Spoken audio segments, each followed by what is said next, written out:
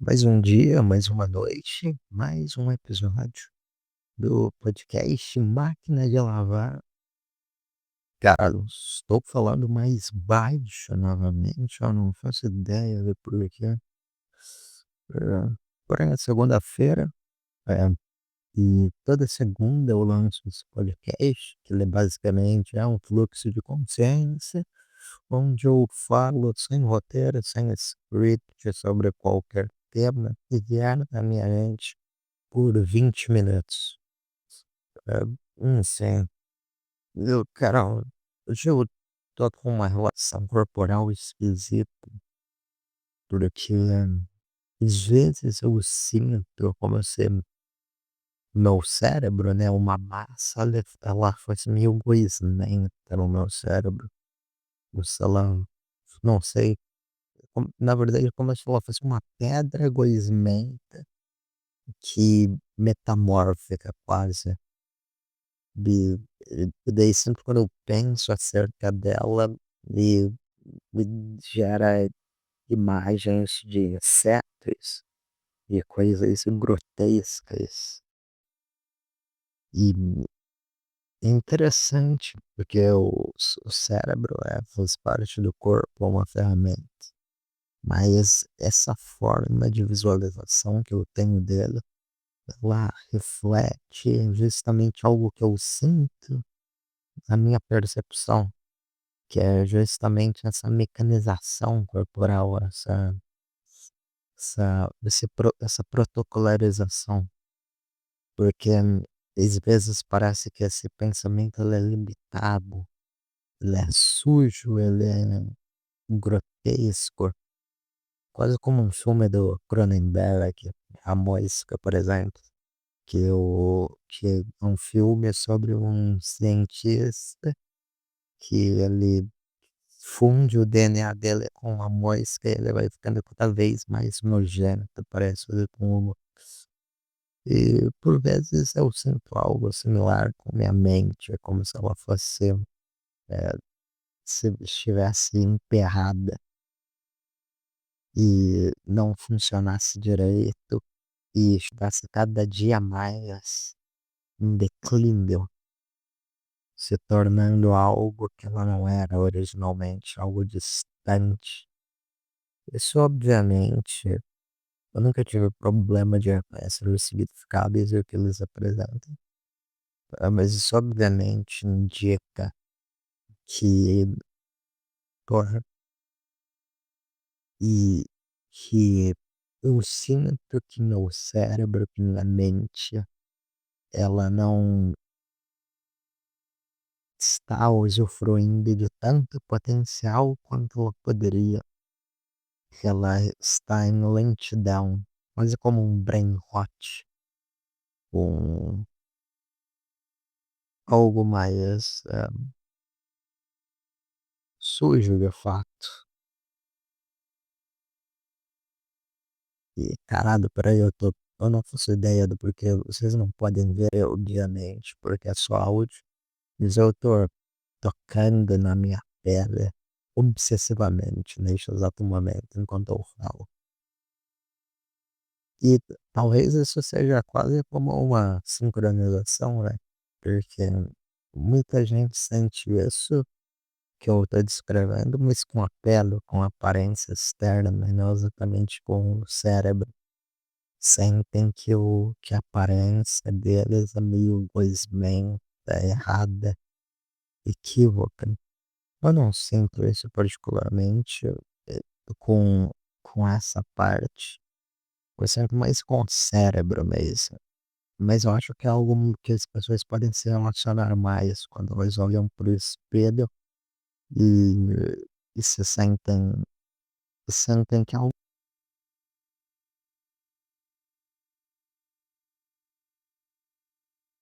Só que eu não me identifico tanto com esse sentimento na questão da aparência, no caso. Eu acho que é mais com a mente mesmo, ou com algo próximo dela, com os processamentos, as estruturas cerebrais, como se o cérebro tivesse sido trocado Uma vez eu até pensei numa história, por exemplo, de justamente de um protagonista que era assim, que ele sentia que o seu cérebro ele não era como os dos outros, e então ele tentava assassinar alguém para roubar o cérebro dessa pessoa. Era uma história meio de humor negro, surrealista. Eu nunca, que eu nunca escrevi de fato.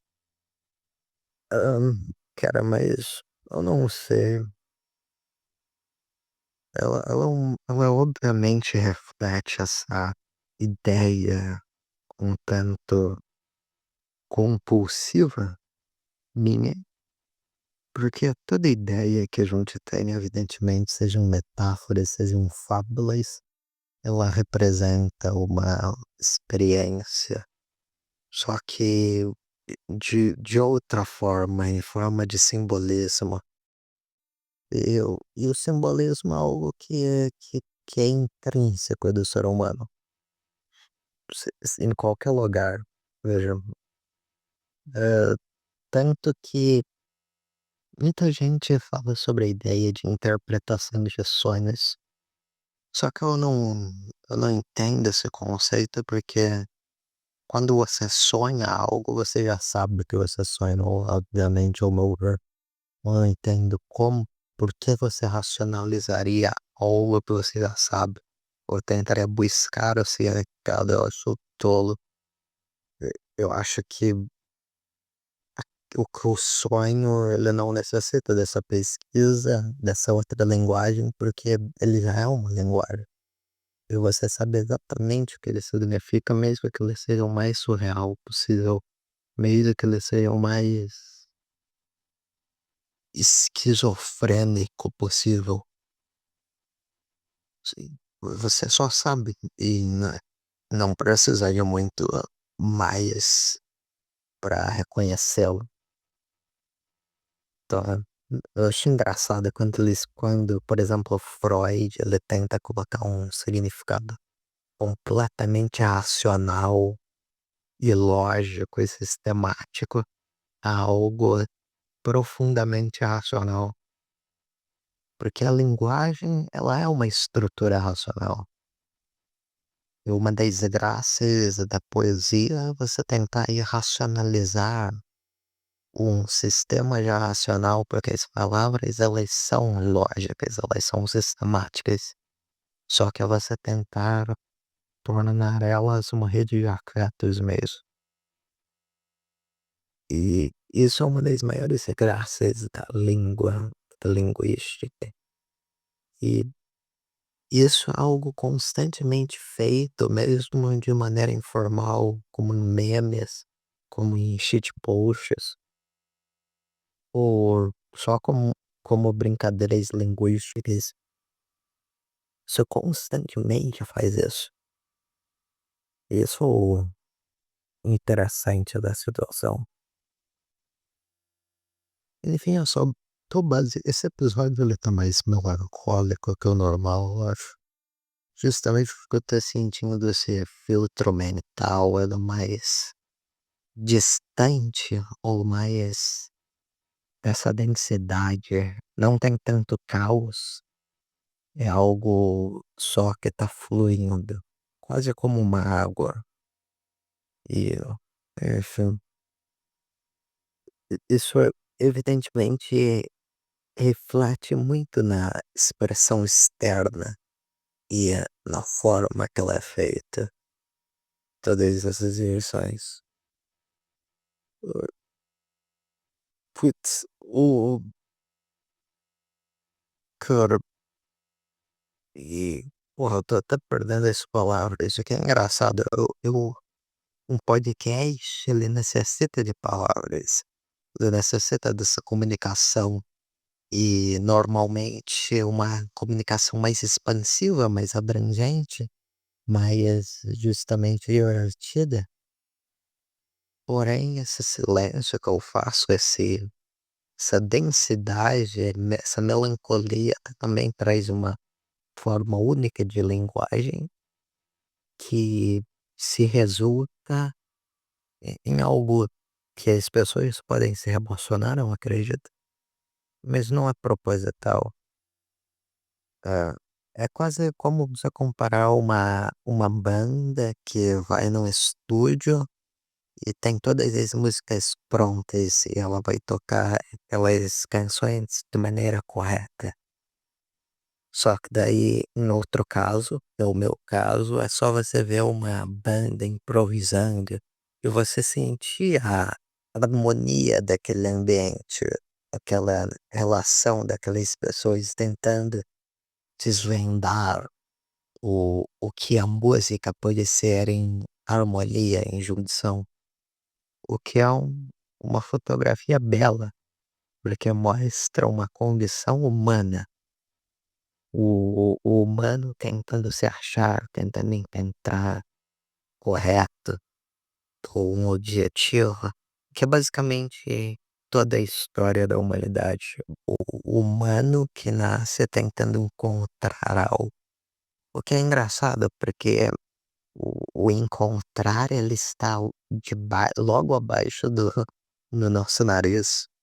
Por exemplo, você diz que você não pode ver o seu nariz, mas normalmente você pode se você olhar um pouco mais para baixo. E, e ele está lá, e não tem mais nada que você precisa encontrar. E é nisso que você assim pode criar um significado, que você pode criar um motivo e segui-lo, portanto. E eu acho que isso é o suficiente. Ele já diz essa beleza da humanidade. E as pessoas sempre tentam achar o grandioso, o que diz tudo, o que revela tudo, mas aquilo que revela tudo é uma utopia, ela não realmente não é necessária, né? É só uma fantasia na maior parte dos casos. E a maior parte das estruturações espirituais, elas são sobre isso também. Elas caem nesse mal, essa questão de expandir tudo, de tentar achar o cósmico, uma verdade universal. Pois eu não sei, eu acho que cada coisa é uma coisa, e simplesmente isso que forma uma pessoa, um indivíduo. E só isso mesmo. Aí, porra, cacete. Esse porra eu falei assim, mas eu sempre vou pra essa questão mais perspectiva da situação e menos universal. Mas ela, não sei, ela é meio óbvia, um tanto óbvia pra mim. Tem vezes pessoas tentam desesperadamente achar uma moral superior. E isso é só uma fonte gigante de alienação que te destrói. E também a maior parte das questões espirituais caem em acidente tarefo e de que você só usa isso como uma identidade. Cara, isso é um tanto de bruxo, ao meu ver, um tanto ridículo, porque tá ok, evidentemente a expressão emocional vai existir. Mas eu nunca entendo ela em sua totalidade, ela me parece distante, eu não consigo dissecá-la. Ela me parece mais uma fabricação do eu. E eu não sei, eu acho que o eu é só uma coisa que é, no final das contas. E eu acredito que seja sobre isso. Mas, e muito dos simbolismos que são parte crucial da humanidade, elas acabam se estruturando só para se tornar uma mera identidade, ou um aforismo que não revela nada. Porém, quando po quando eu falo difícil ou quando eu falo em alguma metáfora, por exemplo, eu falo não como uma como uma forma de fuga. Isso é burro. Eu falo como uma fo porque eu falo porque aquilo que eu vejo, ou que aquilo que é aquilo que eu estou vendo. E se você tentar negar isso, eu acho que você só está sendo repulsivo, você só está sendo uma pessoa ignorante. Quase como se você estivesse dizendo que tem uma forma correta de linguagem. Não tem. Tem certas pessoas que têm uma percepção específica e nem e a linguagem é só um jogo filosófico, basicamente. E se eu falo alguma coisa, porque aquela ideia pede, mesmo que a forma de falar seja difícil. E, opa, enfim,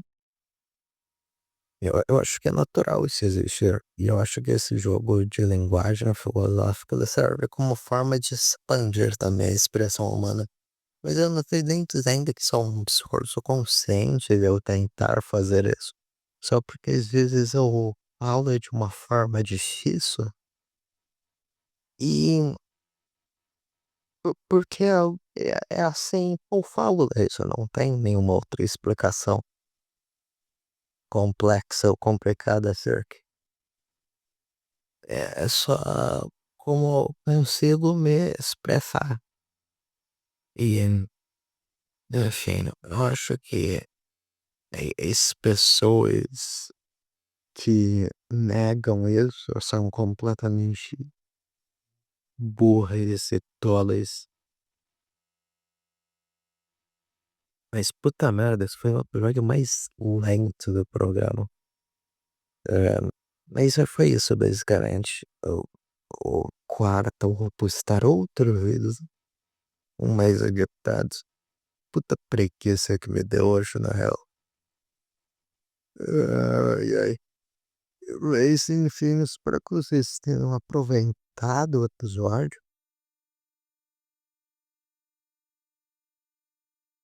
E até logo.